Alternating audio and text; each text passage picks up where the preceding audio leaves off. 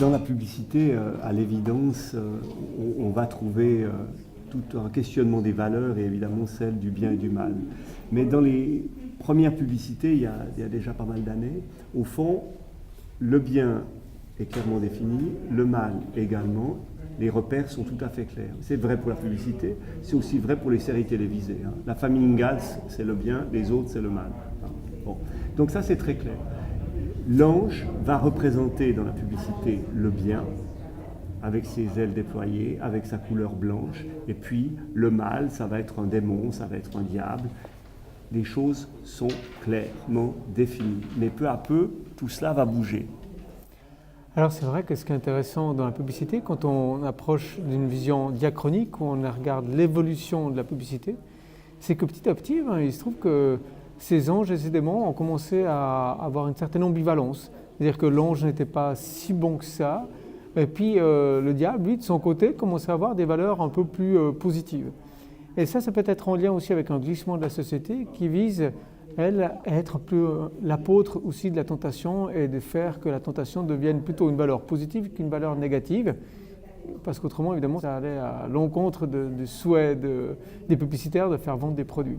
Du coup, les repères deviennent flous. Alors c'est vrai, de nouveau, c'est vrai dans la publicité, mais tout le monde le note au sujet de la société. Et c'est pas par hasard, parce que la publicité, souvent, sent les choses et les exprime avant même que peut-être les sociologues le soulignent au cœur de la société. Donc ces confusions font peu à peu, l'ange se démonise. Est-ce qu'on oserait aller jusque-là? Alors, c'est une bonne question. Ce qui est intéressant, c'est qu'on constate que s'il y a une évolution de l'image de l'ange et du démon dans la publicité, il n'y a pas gommage des anciennes images. C'est-à-dire qu'aujourd'hui, on trouve encore l'ange qui est sympathique et qui valorise un produit, mais à côté de ça, on constate qu'il y a un renversement de valeur et que tout d'un coup, le diable va l'emporter sur l'ange. Et derrière l'idée que le diable l'emporte sur l'ange, c'est l'idée que la tentation doit l'emporter sur d'autres valeurs qui étaient plus chrétiennes. Quand on pense religion, on pense non seulement texte sacré, mais on pense aussi des gestes. Par exemple, le geste de la prière.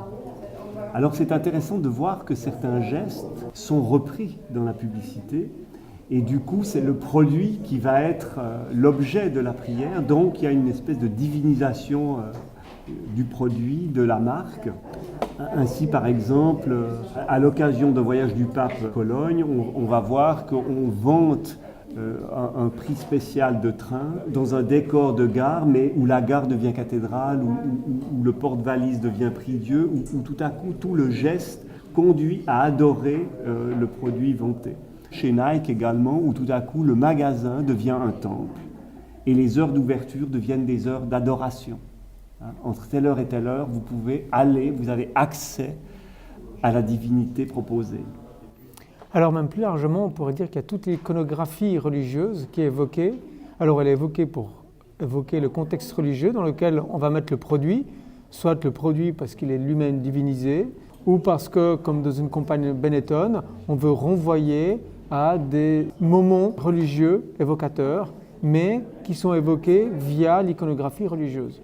Et évidemment que puisant dans le religieux, on va puiser non seulement dans l'iconographie, on va chercher des textes qui sont un peu en mémoire. Alors il y aura les textes de la Genèse autour de la tentation, il y aura Moïse, il y aura Noé évidemment, enfin des textes, des grands récits qu'on va reprendre juste pour leur côté, ils sont dans la mémoire et ça permettra à celui qui découvre la publicité de les retenir plus facilement. On va aussi utiliser des expressions bibliques sans du tout que celui qui lit la publicité ou la découvre ne se rappelle que cette expression a pour origine la Bible, comme déplacer des montagnes ou rendre à César ce qui est à César. Ce qu'elle récupère du religieux, la manière dont elle le récupère de manière respectueuse ou pas, la quantité des éléments qu'elle récupère, donne aussi la température de ce que notre société connaît, sait, retient aujourd'hui de la religion. Ce qui est intéressant dans la publicité et les évocations interreligieuses, c'est qu'on constate qu'en fonction de la publicité ou de l'appréciation générale de nos sociétés des religions, on les trouve de manière plus ou moins importante dans la publicité. Alors, deux exemples, l'islam et le judaïsme sont deux religions très peu présentes dans la publicité, peut-être liées à des événements historiques pour le judaïsme, Pour l'islam, peut-être parce qu'aujourd'hui on est très prudent dans l'utilisation de l'islam dans la publicité pour éviter de choquer, de créer des heurts. Donc il y a des explications qui permettent de comprendre ces éléments-là, au-delà de la présence de ces religions, puisque notamment l'islam est fortement présent en Suisse. Donc ça ne dit rien de l'importance de la religion en termes de nombre, mais plutôt de son caractère potentiellement publicitaire ou pas.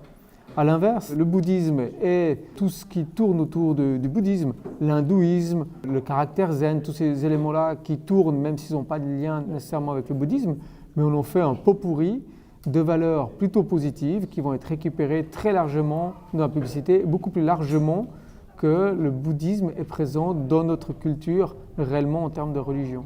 Et d'une certaine manière, il y a une confusion qui s'opère aussi de plus en plus dans l'utilisation du religieux, de l'interreligieux dans la publicité, parce qu'on s'aperçoit qu'on commence à bricoler. Les gens prennent un peu de réincarnation, puis en même temps un peu de religion populaire, et puis un peu de un zeste d'islam, un peu de catholicisme. Enfin, chacun bricole sa propre religion, et du coup, ces confusions se retrouvent aussi parfois dans des utilisations particulière, on va dire, du religieux dans la publicité.